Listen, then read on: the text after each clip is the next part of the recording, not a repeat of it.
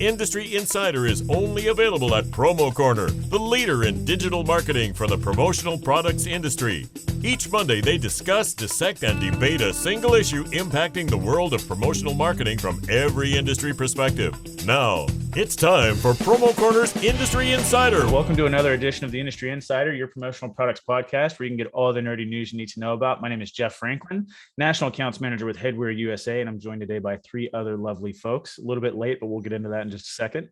But this awesome broadcast is going to be brought to you today by our good friends over at Tervis. They've been around since 1946 and celebrating 75 years in business. They started with their classic line. They've got sleek styles that make perfect for the active and on-the-go lifestyle. Tervis is the original double-wall insulated drinkware that keeps your cold drinks cold and reduces condensation, backed by a made-for-life guarantee.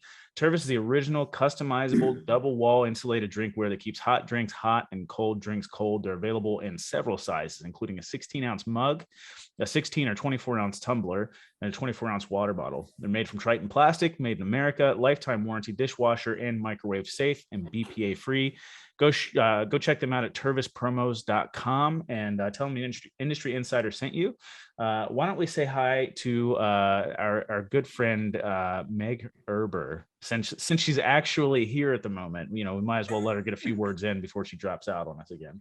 Yeah, I apologize. Everything just froze. Maurice was like, "Oh, I might have computer issues," and I'm like, "You jinxed it." Yeah, sorry about that. Yeah, Well, see, what's funny is that when you dropped out, actually, I was like, "Weren't we worried about Maurice's connection?" He said, "Don't." I could hear it. Yeah, couldn't. But it's my mom's birthday, so big shout out to my mom. Happy birthday, Mom! Happy birthday. A lot of exciting stuff going on. SNS is having their new product experience tomorrow, so we're excited about that. And had a kid's birthday over the weekend, so I'm still recovering from that. But otherwise, what were the cops called? They were not, but neither was that party either. So it was not a Meg Erber party then. That's all I was saying. Steve McFadden, how are you doing today? Doing great. Yeah, I'm excited. I'm going on a little mountain trip and going to be doing some biking, which I'm excited about. So I'm surprised you're not over there in that corner sulking about the Von Miller trade. I prefer not to chat about that. I was told I could list off limits topics, and that was one that I sent you. Did I miss that? The not safe for air conversation? Oh man, yeah, it's sad. I mean, you know, I jinxed myself in years past where I would always get the jersey of the person that would leave, and this has been the longest jersey I've been able to keep without having him leave. And you know, he's just a good dude too. It's sad. But he's going to be great. And the Rams D is just, it's going to be insane. But hey, Von Miller's happy. He's waking up to a 7-1 record. So that's good. That is nice. And he still has his chicken farm. If you haven't checked that out, go watch that online. It's amazing. I haven't. That's interesting. So maybe we'll check that out for sure. We're joined today by a very special guest, PPAI's own Maurice Norris. Maurice, how are you doing? Doing all right. Thank you guys for having me today. I don't really have any special weekend plans just yet. Got a couple things going on, but nothing too big just yet. Nothing like a big trip to the mountains or anything that special. So. And the freezing cold, snow. Yeah. Right, Steven? Excited. All right. Well, Maurice, it is very excited to talk about our topics today. We're going to get into some tariffs, some Ocean and Shipping Reform Act, and any other legislative news that's out there right now. Obviously, with new administration, a lot of things have changed. So just excited to sort of get an overview of sort of what's been happening and sort of maybe some forecasting. But Maurice, it's customary for us to give our special guests a good 3 to 4 minutes to basically introduce yourself. Tell us who Maurice Norris is, how you got involved in the promotional products industry, and what the hell you've been up to since. So most of my professional experience before the industry, involved, military, government jobs, couple of law firms. That's kind of how my experience translates here. A lot of it basically entailed studying legislation or policies, regulations, and just kind of explaining what they mean to stakeholders. So that's kind of my direct relation here. As public affairs manager, I manage the government relations and product responsibility programs for PPAI. So we obviously have our product responsibility summit every year.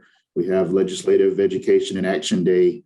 And then just, really throughout the year, whether it's federal or state level, there's just a long list of regulations, proposed laws that do come to fruition or not, but we have to stay on top of all of it, just kind of figure out what it means practically for our industry. So that's really what takes up a lot of my time. All right. Well, Maurice, since you mentioned LEAD, which is PPAI's Legislation, Education, and Action Day, I've got a very serious question. Okay. I've gone now for the last 3 years prior to last year, the last 3 years that it's been in person. And one of the things that you sort of see is, during one of the sessions, we all talk about, how many people have been here for, this is your first year, how many people have been here for 3 years, 5 years, 10 years. And you see all these people that have been there like since the beginning, right? Am I still allowed to put my hand up for like 4 or 5 years in a row since we missed last year? Nope. Like, does Nope. that count? Nope. How does that work? Excuse me. I have to say, I think it does. I mean, I think, an event is an event. We had to do it virtually last year, obviously, for the same reason a lot of other people did virtual events. I think those conversations mattered really most of last year. Congress wasn't, staffers in Congress really weren't doing in-person meetings anyway. So whether it had been, a huge lobbying event like the one we typically organize, or just any one of us individually that wanted to go to our congressman or woman's office and talk to them, it would have been virtual. So I think, the fact that we were able to still organize that event, some of the legislators or the staffers still kind of recognized us from prior years. I don't know. I'd have to say, I think it counts. Again, we've still been reaching out to some of those folks on issues that have come up since we had the one virtually. We are hoping to take it back in person next year. We are hearing some of the staffers are starting to be a little bit more open to some of the in-person meetings again. So I'm certainly hoping to organize an in-person again. But yeah, bottom line, I think you can count that one last year. With all the work that went into it and all the volunteer hours that went into it, I wouldn't want to say that doesn't count. I didn't realize it was all that. But yeah, definitely. I know. Well, geez, I totally feel that. Did you go to the virtual one though, Jeff? Did you go? I think I participated. I don't honestly. I don't know. This last year has been an absolute. I participated. I've done so many virtual this and I virtual know. that's. I don't know, to be honest. I really don't. Well, I'm but sure I've Maurice done. has the record. He can I tell went. us later. Yeah, Maurice, you tell Yeah, me. we've got detailed records on everybody. Probably a little more information than you guys want us to have, but we have information on everybody that participates in these things. So yeah, thanks for coming out supporting that. Yeah. Absolutely. LEAD is went out honestly one year. one of the best events that I do each year. I mean, it's very fulfilling to be able to help lobby, for the association, and just really, make a very unknown industry a little bit more known to the people that are making laws, that affect everyday life for all of us. So Yeah, I only went once and I loved it. I think I learned so much in that, just being out on the road with our peers. I think I was with Rick from Prime and then Tiffany Tarr some days. So I learned a lot. Highly recommend. Awesome. Well, Maurice, why don't we get into the meat of the podcast? I know. Why don't we start with the Ocean Shipping and Reform Act, because I don't think there's going to be a ton to cover there, as we sort of hinted upon a little bit before the podcast. But for anybody that's not aware, maybe we can just give a brief overview of what the Ocean Shipping and Reform Act is, and maybe where it's at and what you would predict. So it's basically in the House. It's bipartisan legislation that was introduced in the House recently. The Ocean Shipping Reform Act is actually a decades-old law. The newest version, it's actually called OSRA 21, or the Ocean Shipping Reform Act 21. Basically provides a lot of long overdue updates to shipping law. Obviously the landscape has literally changed in the past 23 years since this bill was last passed. So, one thing we're talking about is one big one that we're supporting is it curtails price gouging for containers, and then the detention and demurrage charges. Another one is it requires ocean carriers to verify they actually have space before they take some of these contracts. So the agency that would be enforcing this bill, the Federal Maritime Commission, or the FMC, It also requires ocean carriers to certify that they're complying with this law, which is basically kind of giving FMC a little more authority than they have had, just kind of puts some teeth into the law. It also strengthens the anti-retaliation provisions. So say you have an importer that has a dispute with an ocean carrier. Well, obviously those ocean carriers they hold a lot of the cards basically, especially with those detention and demurrage charges. So OSRA 21 would kind of rein in the ability of the ocean carriers to retaliate against an importer that's disputing a charge. And another big one I forgot to mention is it also kind of shifts, OSRA does, it shifts the burden to the ocean carriers to prove why a certain charge is necessary, basically by requiring them to itemize those charges. So this was one of the bigger ones. It seems like this process is pretty arbitrary where the carriers were just kind of passing these charges along, and there wasn't always an explanation of, basically justifying the charges. So Ocean Shipping Reform Act, the 2021 update would require that as well. Do you mean to tell me that quadrupling the price of a container shouldn't be allowed, Maurice? Well, I'm pretty sure I'm not allowed to discuss pricing. Well, it's not quadruple. In that regard, but I would say that doing so in such an arbitrary fashion and without explanation, it should require a bit more scrutiny than we've been seeing. I think I can get away with saying that. I would agree. Yeah, I mean, basically they're just throwing it at us, and we have no choice but to accept it at this point. So I think it's like when they made the hospitals start itemizing those bills and making their price list visible. I think that we're just getting ripped off at this point because we have no other choices. So it's a 2,500% increase in 12 months. I mean, it was ridiculous, crazy. Yeah. So PPAI participates in a variety of industry coalitions, retail, just a variety of coalitions that are working on this, and they are basically labeling this as a shipper's bill of rights. So the way, the same way that patient's bill of rights came along, Meg, that's really largely how this has been. Couple of insider things there, since this is an insider thing. I will say we do have information from one of our contacts that indicates because this is such a huge bipartisan piece, it is also one of the pieces that's viewed as most likely to actually get through both chambers this year. So that's something that's very encouraging. Our own letter that we sent out a couple of weeks ago, it actually takes a step further. We usually just kind of ask legislators to support the legislation. With this one, we're asking them to co-sponsor it. There's kind of some procedural issues that would potentially enable a fast track of this bill.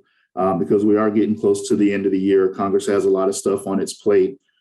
It is typically pretty tough to pass anything substantial in an election year, which next year is, huge midterm elections. So Congress has a lot on its plate, trying to get a lot of stuff passed by the end of the year. We're certainly hoping this is one of those things. So that's kind of why we've been keeping the pressure up. We're not just asking legislators to support this bill. We're actually asking them to co-sponsor it. And we have gotten I think the number of co-sponsors went from before our letter to 34 to it's 58 now. So, not quite double, but we have had a pretty significant uptick in the number of folks co-sponsoring this bill. So I think it's worth it to try to keep that pressure up. And Maurice, I have to assume this is not just a promo related thing. This is, industry wide across the country. There's got to be a lot of businesses, with exception of the freighters, that are super excited about something like this. It looks like it was introduced, is that right? Like in August of this year? Any idea where it's at in the process? I don't really know where it is. Is it kind of sitting or? So as far as I know, it hasn't gotten a committee hearing yet. What the legislators, from my understanding, are still trying to do is really getting, since it seems to have such a broad base of support. The other thing we found out was this is one of the few bills that it's pretty much like you said, it really has, among every industry except the shippers, we're not finding too many detractors. The shippers seem to be the only ones that are pushing back against this. They are trying to rack up the number of co-sponsors to push it through more quickly. So it hasn't gotten a committee hearing yet. We do actually have a call PPAI staff does with one of those coalitions this week. So we'll have a little more information after that. Obviously, unfortunately, that doesn't help today. But yeah, right now, these things, they tend to move kind of slow. But the pressure is kind of on from a variety of industries to get this thing through this year because it addresses so many issues folks are dealing with right now. Yeah. Is there anything that we can do, like the industry? Is there anything a new one we can write? Is there one central location, or can you give us some advice or some guidance on that? Yeah, I think so the bill is HR 4996. If you want to call your legislators, if you want to reach out to them, we have the NewsLink article that we sent out. We've got the industry alert we sent out via direct email.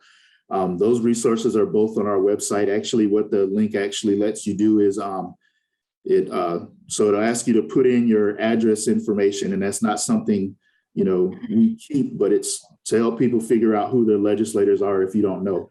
That's So awesome. it immediately pulls up, who your two House representatives are, or excuse me, who your House representative is. And the second thing is it gives you their phone number. So you can send an email to their office, but you can also call them and just kind of talk through your concerns. Sometimes those folks are actually surprisingly responsive. You may not always get, an immediate solution, but they are willing to hear you out. Yeah. And wait, one more question, Jeff, sorry. And do you have any like sample letters on the website as well? So if people really aren't sure what to do, is there a template that you guys provide? And if not, that's okay. I'm just wondering because I know people will ask. Well, so no, when you click on the link, it actually produces a pre-written letter. Oh, so what okay. you can do is go in and edit it. We encourage you to do that, kind of add some of your company information.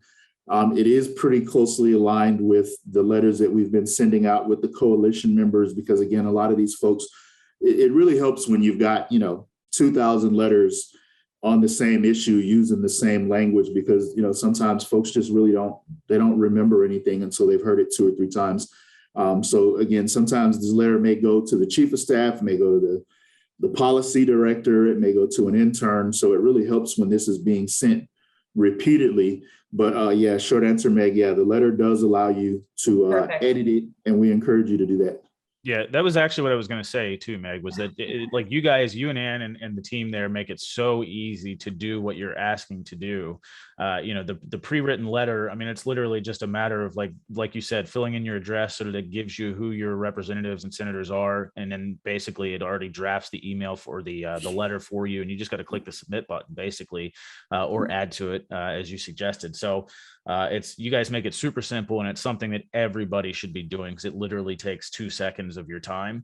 We'll put And the link in the comments really below. We will have tremendous impact. So Maurice, is there outside of the news link that you guys sent out, because I did see that and I filled it out immediately, but is outside of that, is there like a link that you can actually go to on PPAI's website that gives people that information that we can maybe link below in the comments?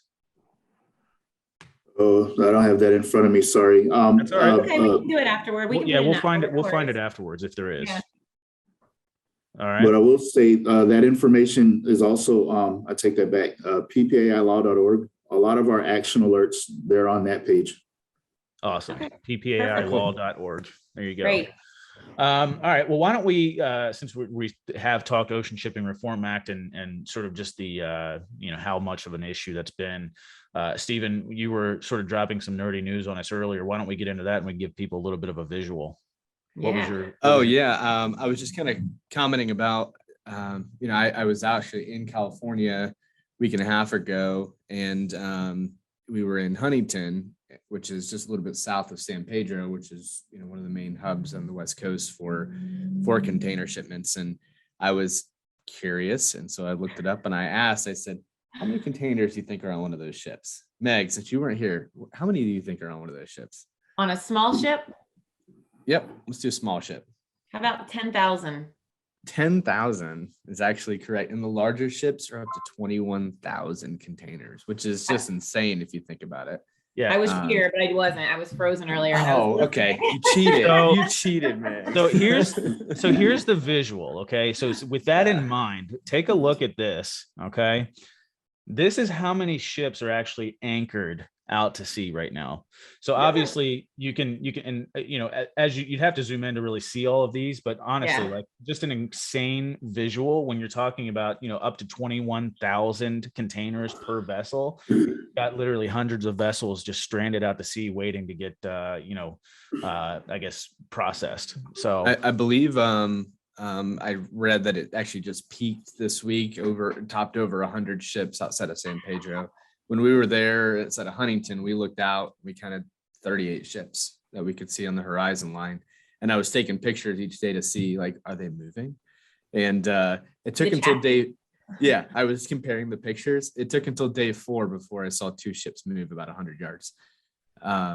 So, and I did some other kind of nerdy news, I suppose. Was talking to a couple of suppliers who have been talking about how they're rerouting some of their boats and changing the terminals that they're going into. Some of them are going into Texas.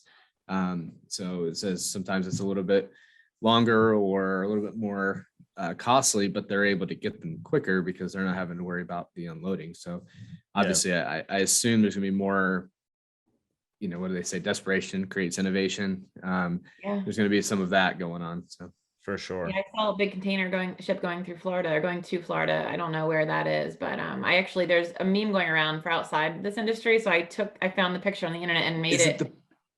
It's with Tammy on the Wave Runner, and I was yes. Promotional product industry folks going ship to ship looking for the 112s or something, like the Richardson 112s. Have you guys seen the Black Friday one? No. It's a picture of a boat in the middle of the ocean, and it looks like the Jaws scene where all the people are swimming, and it says Black Friday special, and they're all swimming towards the boat in the middle of the oceon. So The one I've seen is the pirates from Pirates of the Caribbean. Getting ready for Black Friday, so I guess they're gonna go loot the boats and pillage the boats.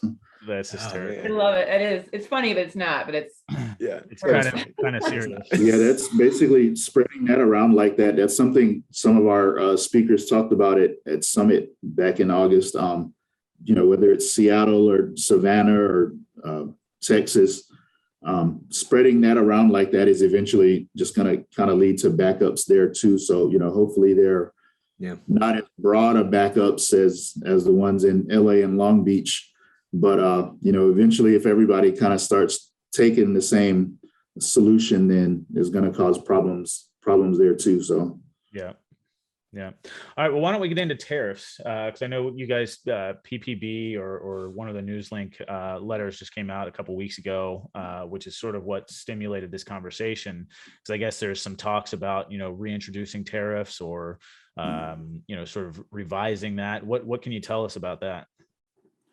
So the administration, specifically the United States Trade Representative and the Commerce Department, and this is something we've been working with various industry coalitions on.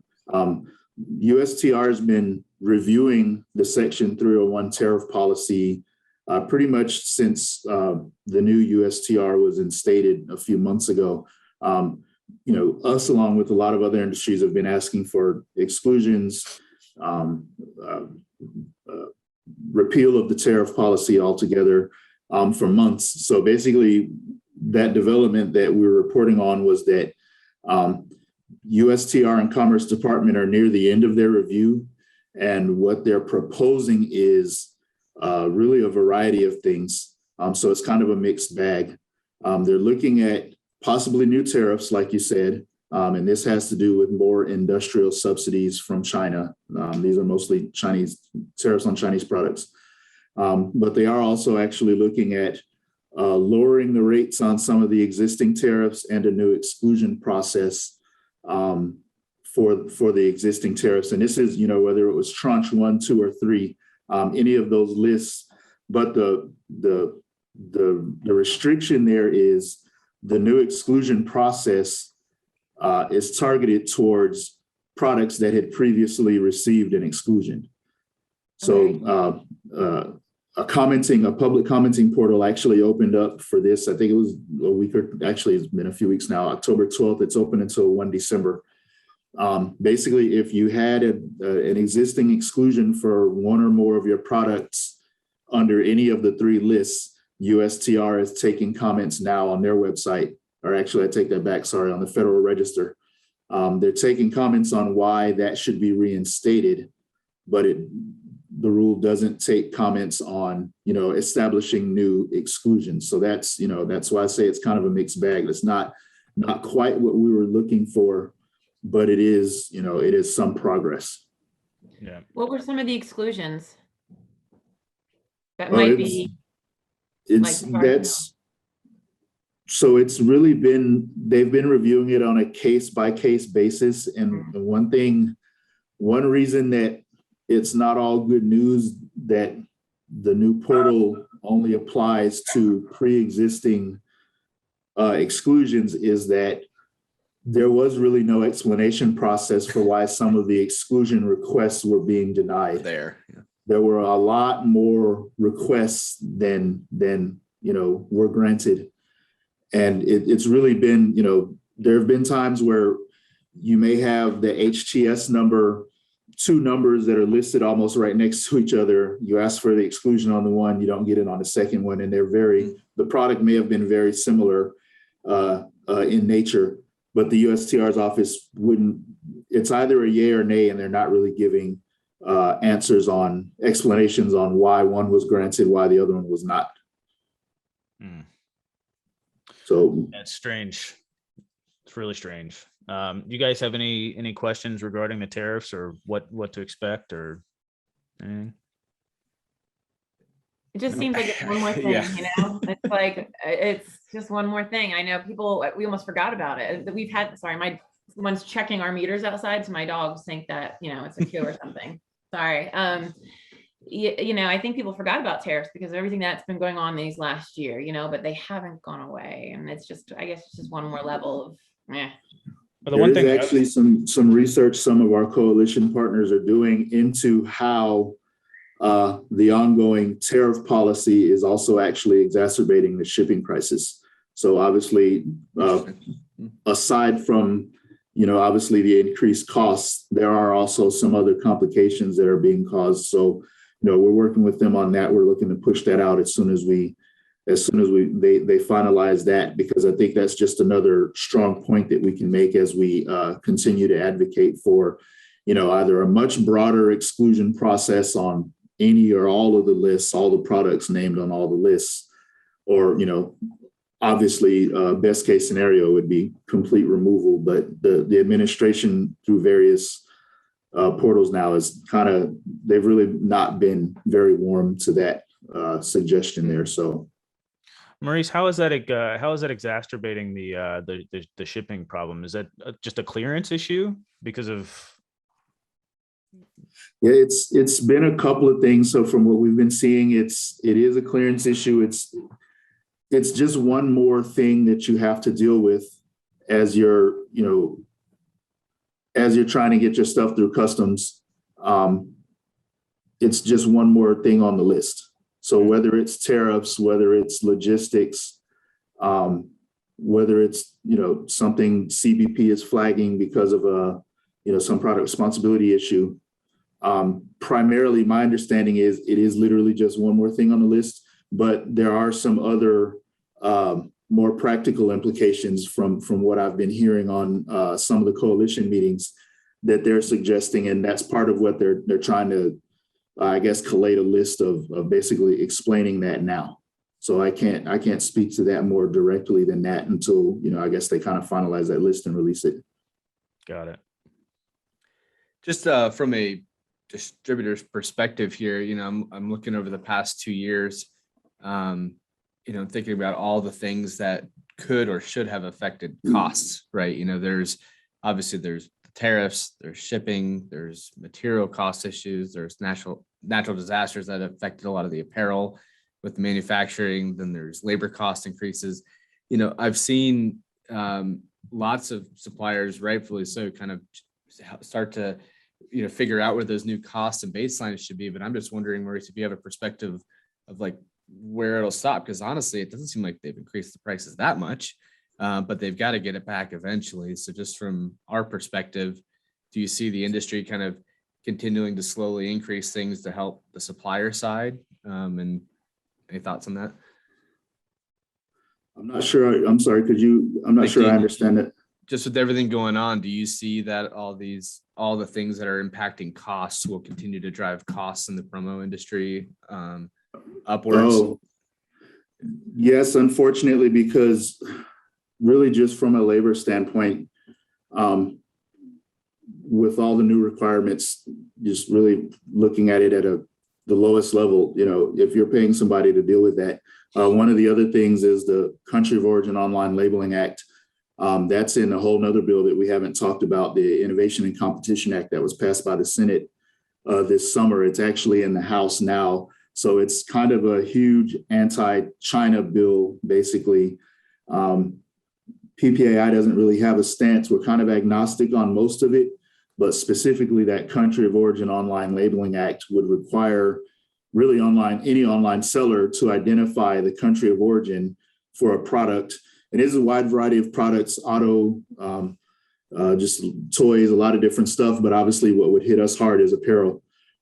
So from what we've been, our information gathering, it really depends on what month of the year, sometimes even what week of the year that you're ordering that T-shirt, what country it's coming from. It's just really impossible to identify that on the website before somebody actually orders it. So, I think the level of information that you'd have to gather to comply with this requirement, just from a resource standpoint, yes, I think that could kind of contribute to more directly answer your question. Yeah, that's yet another thing that's coming up. And we have seen information that, obviously Congress is still dealing with those two big infrastructure bills.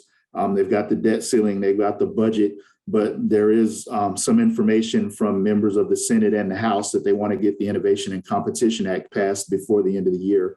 And that's something that, again, we've been mobilizing against. We've released information on that, but it is something that I think could, it would obviously be very problematic if it passes in its current form.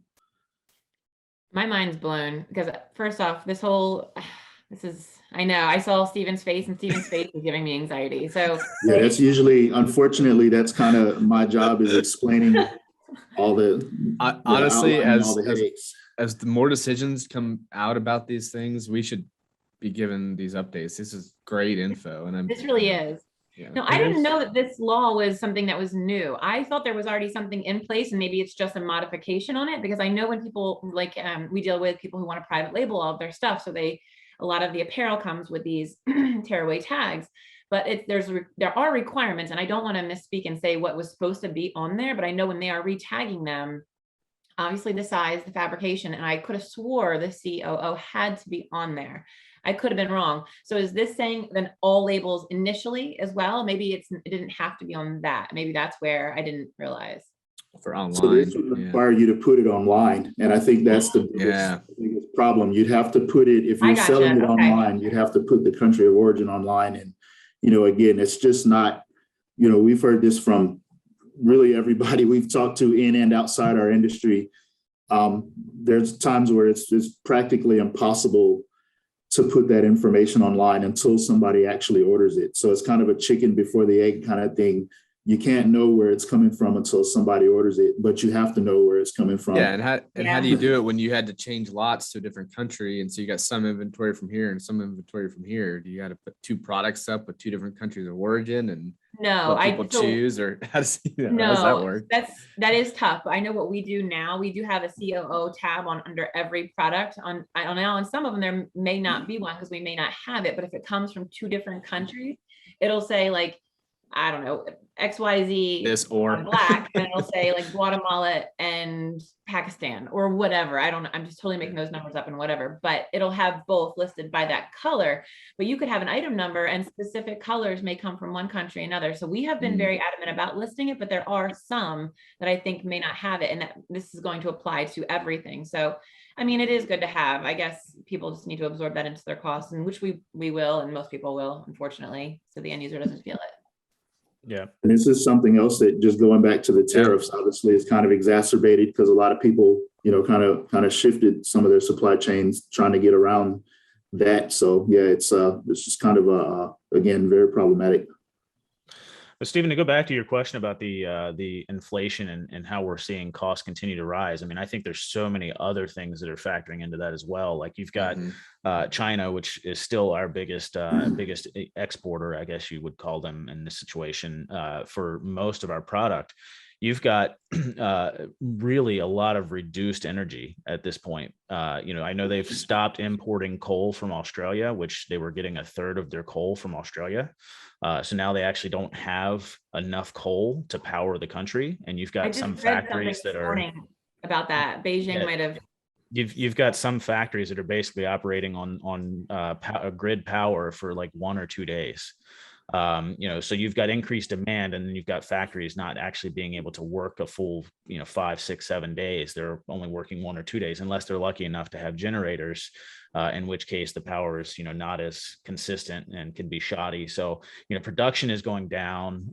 You've got increased demand, increase in cost because you can't meet the demand on the raw material side of things. So, I mean, it continues to go, it's one thing right after the other. Inflation is going to be insane over the next year or so, I would think. Fun. Yeah. To your point about the trade deficit is still, $310 billion last year. It hasn't gone away. So yeah, China is, obviously still the world's factory, basically. I did see a similar report this morning. They were actually, CBS was actually interviewing a factory owner in China that was, he was basically describing these random power shutoffs. And, sometimes it'll last 15 minutes. Sometimes he would say, if it goes more than a half hour, it actually throws off their whole day with kind of staying on track. They were making electronics. I think it was speakers for, sound systems. But it just kind of puts a strain on supply across the board when the country that we're getting all our products from really can't produce at the level that we're used to, and definitely not this increased demand that you're pointing out as well. Yeah. All right. Well, do you guys have any other questions before we wrap things up? I mean, 1,000 questions, but none before we wrap up. I know. Yeah. Maurice, thank you so much. You've been a wealth of knowledge today. We really appreciate being on you for this. And man, we would love to probably get you back and talk about updates on this, just because there's so much, and it's stuff that people need to know, and they may, miss it here and there. So I wealth of knowledge. Thank you again. Well, if I didn't bore your listeners, too bad. Thanks for having me. I'm glad to come back. Oh, great. Yeah. Wonderful. I think anybody that was listening has definitely got, look, knowledge is so powerful. And I think the more that we're able to educate our customers, whether you're a supplier or a distributor in our industry, the more you're able to educate your customers, the better we can all sort of, prepare, a plan for, how we're going to attack the situation that we're dealing with. So knowledge is power, and you've definitely dropped some knowledge bombs on us. So I appreciate you, Maurice. If you guys got anything out of this podcast, I just want to remind you, this one was brought to you by our good friends over at Tervis. And they added stainless to their well-established line about 2 years ago with the goal of being better than the competition by utilizing state-of-the-art custom 360-degree UV printing. And Meg, I don't know if you've got your Tervis tumbler there, but I know you've got one of those with that beautiful 360-degree UV printing on it. Look, they're available in 4 different sizes. You got a 12 ounce, a 20 ounce, a 30 ounce, or a 24 ounce water bottle. And now 24, 30, or 40 ounce wide mouth bottles, which are great for, dropping ice cubes in them and things like that, easier to wash and that sort of stuff. So 5-year warranty, 18.8 copper lined, vacuum insulated. They'll keep your drinks hot for 8 hours. They'll keep your drinks cold for 24 hours. Awesome products. Go check them out at tervispromos.com and let them know that the Industry Insider sent you. All right. Well, I guess we'll wrap it up there, guys. Really appreciate you, Maurice. Awesome to have you on. And like Meg said, hopefully we'll have you on again to sort of follow things up down the road. Thank you. Hopefully I'll have better news next time. But yeah, thanks for having me. Fair enough. Awesome. All right, guys. We'll see you next week. Take care. Thank you for listening to this week's episode of Promo Corner's Industry Insider. For more great content from industry thought leaders, including podcasts, blogs, and videos, visit promocorner.com.